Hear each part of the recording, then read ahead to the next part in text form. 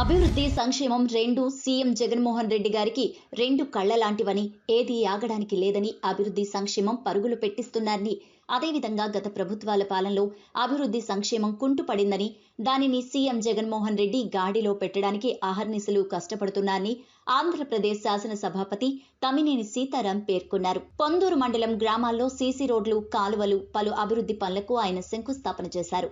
ఈ సందర్భంగా స్పీకర్ తమ్మినేని మాట్లాడుతూ, వైఎస్ఆర్ కాంగ్రెస్ పుట్టి 10 సంవత్సరాలు అయిందని, 2014లో పోటీ చేసినప్పుడు వైఎస్ఆర్ కాంగ్రెస్ పార్టీకి తెలుగుదేశం పార్టీకి ప్రధాన పోటీ జరిగిందన్నారు. గత ప్రభుత్వం 612 హామీలు ఇచ్చిందని, దానికి 800 పేజీలు ప్రింట్ చేసిందని ఆయన అన్నారు. ఎన్నికల్లో హామీ ఇచ్చామని సాధ్యాసాధ్యాలు ఆలోచించి ఇవ్వాలని, ప్రజల ముందు హామీ ఇచ్చారు అంటే అది నెరవేర్చాలని ఆయన అన్నారు. సమైక్యాంధ్రప్రదేశ్ కోసం మనం నినాదాలు చేశామని, ఆ ఉద్యమంలో జగన్మోహన్ రెడ్డి ముందు వరుసలో ఉండి పోరాడారని ఈ సందర్భంగా గుర్తు చేశారు.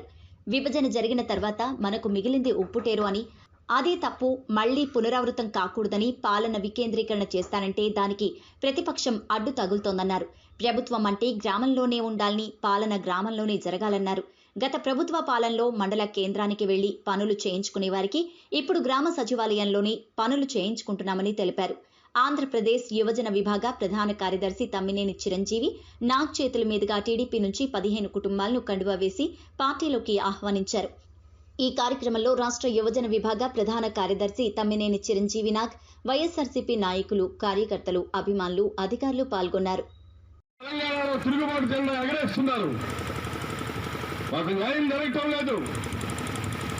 కేవలం హైదరాబాద్నే మీరు కేంద్రీకృతం చేస్తున్నారు. మిగిలిన గ్రామాల్లో పేదరికంతో చనిపోతున్నారు. రైతులు ఆత్మహత్యలు చేసుకుంటున్నారు. విద్యార్థులు ఆత్మహత్యలు చేసుకుంటున్నారు. నిరుద్యోగులు ఆత్మహత్యలు చేసుకుంటున్నారు. మీరు కేవలం హైదరాబాద్లోనే పెడుతున్నారు. మనకి స్పష్టమైనటువంటి ప్రమాద సూచికలు మనకంటే ఐరాదొక వేలం వేరేలా హైదరాబాద్ డెవలప్ చేసుకుంటూ మిగిలిన రాష్ట్రాలంతా నిర్లక్ష్యం చేసుకున్నాం. దాని ఫలితమే ఈనాడు తెలంగాణలో వేర్పాటువాదం తలెత్తింది.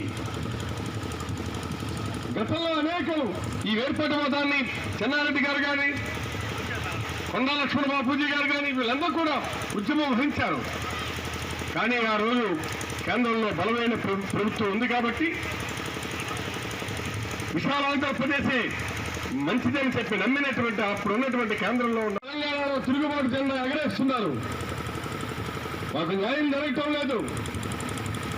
కేవలం హైదరాబాద్నే మీరు కేంద్రీకృతం చేస్తున్నారు. మిగిలిన గ్రామాల్లో పేదరికంతో చనిపోతున్నారు. రైతులు ఆత్మహత్యలు చేసుకుంటున్నారు. విద్యార్థులు ఆత్మహత్యలు చేసుకుంటున్నారు. నిరుద్యోగులు ఆత్మహత్యలు చేసుకుంటున్నారు. మీరు కేవలం హైదరాబాద్లోనే పెడుతున్నారు.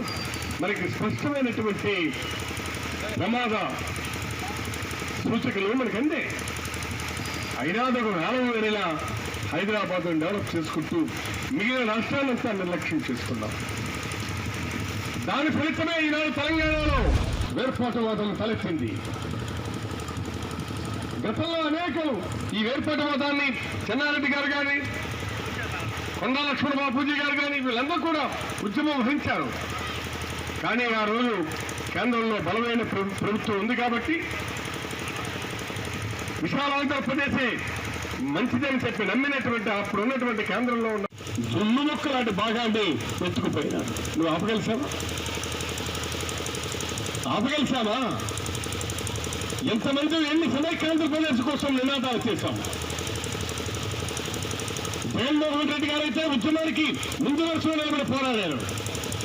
కానీ కేంద్రంలో ఉన్నటువంటి నాటి సోనియా గాంధీ గారు అర్ధరాత్రి పూట మనకు స్వతంత్రం తెస్తే అర్ధరాత్రి పూట రాష్ట్రాన్ని ముక్కలు చేసినటువంటి ఘనత నాటి సోనియా గాంధీకి, కాంగ్రెస్ పార్టీకి దక్కుతుందని మీకు మనం చేస్తున్నాం.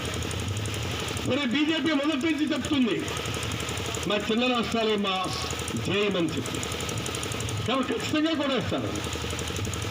అందులో అనుమానం ఏమి లేదు. అలాగే మనం ఛత్తీస్గఢ్, జార్ఖండ్ ఈ రాష్ట్రాలన్నీ కూడా చిన్న రాష్ట్రాలుగా చేశాయి. ఇది పడుతుంది, దెబ్బ పడుతుందని మనకు తెలుసు. అయినా మనం సర్దుకోలేకపోయినా